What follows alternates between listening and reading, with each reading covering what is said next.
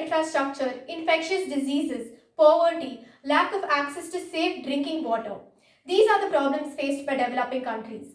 And amidst this wide variety of problems, instead of having leaders who are willing to initiate concrete change, we have dynasties of political rulers plagued by the misuse of power, corruption, and wastage of state resources with continuing underdevelopment. And that's why Side Proposition is here to convince you that developing countries should ban members of political dynasties from standing in elected office. This is at the state level or central level in a democracy. Here, political dynasties refer to families in which several members related by blood or marriage are involved in electoral politics for a significant amount of time. We plan to ban members of political dynasties from standing in elected office by enforcing strict laws and setting up a team under the Election Commission which will monitor the nomination forms being submitted as well as the people receiving party tickets. This foolproof system will help build an alternative to our traditional political parties, which are just loose and opportunistic alliances of members in political dynasties.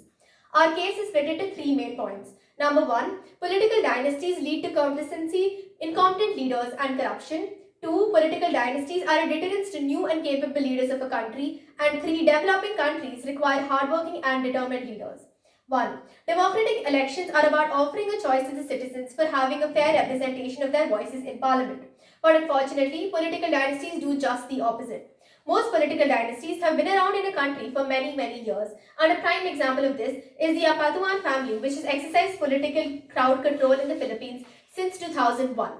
Once one leader has gained the loyalty of citizens, the party as a whole tends to hold power for a long time to come. And when a political dynasty becomes the norm, people do not expect that anything else or anyone else can possibly be or do better. And therefore, this complacency among the people leads to stagnation. However, one good leader in the family does not imply that his or her successors are competent leaders as well. Instead, they are just surviving on the goodwill of their ancestors and the loyal followers. Thus, the members of these political dynasties are not even elected for their own merit. They come to power without any struggle, do not value their position, and are there simply because of their family name. Instead, when members of these political parties come to power, they often misuse the power. Once they are in state assemblies or at the center, roles are given out within the family, like governorship of states and various heads of in government institutions.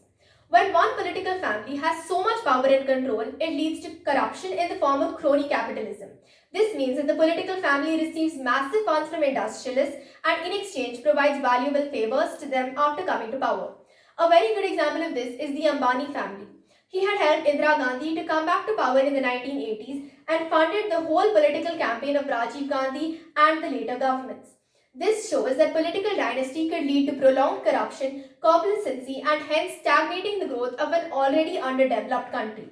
On the comparative, unlike those from political dynasties, people standing for election from non-dynastical parties who have to come to power on their own merit will formulate real-time policies and have an incentive to deliver them as well, as they are at risk of losing their place, and this thus upholds the democratic values even more. The problem faced by them, however, is usually the lack of popularity and funds for execution and campaigning, as compared to members from dynasties who are born with a silver spoon in their mouths but have nothing really to contribute. 2. Political dynasties are a deterrent to new and capable leaders for the country. To stand for elections, one has to join a political party and work their way to get a party ticket for standing in elections. However, with political dynasties, tickets are distributed to relatives and the successors in these families who stand for elections with ease. Also, such parties with so much money offer a severely unfair advantage over smaller parties. As there is no longer a level playing field and no more of healthy and fair competition, the common citizens who genuinely have the will to help the nation are deterred from standing in elected office, let alone the extremely small chances of them actually winning the elections. It is like you know that the results are going to be rigged, then why bother competing?